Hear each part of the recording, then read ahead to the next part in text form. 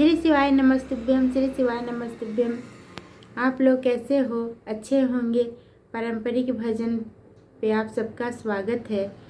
और शादी विवाह का माहौल चल रहा है। बेटी का बहुत ही सुंदर गीत सुनाने जा रहा हूँ, बेटी विवाह का।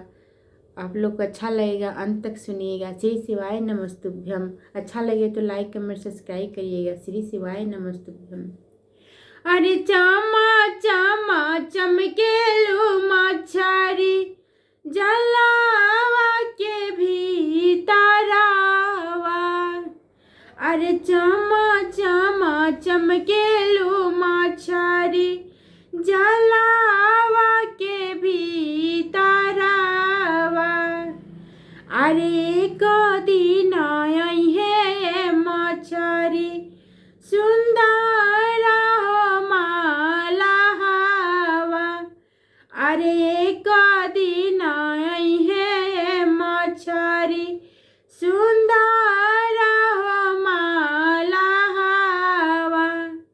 अरे पनिया बीचे जलवा हो डली है कैली है रावणावा। अरे पनिया बीचे जलवा हो डली है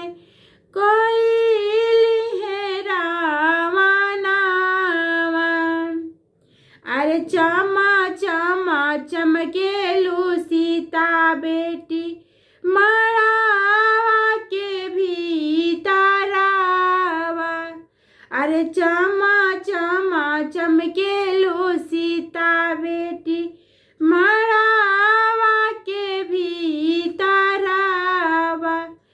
अरे कदी नई है सीता बेटी रामा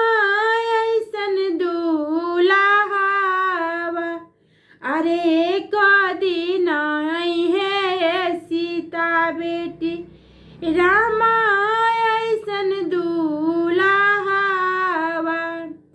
अरे मंगिया बीचे सिंदूरा हो डली है कैली है रावणावा। अरे मंगिया बीचे सिंदूरा हो डली है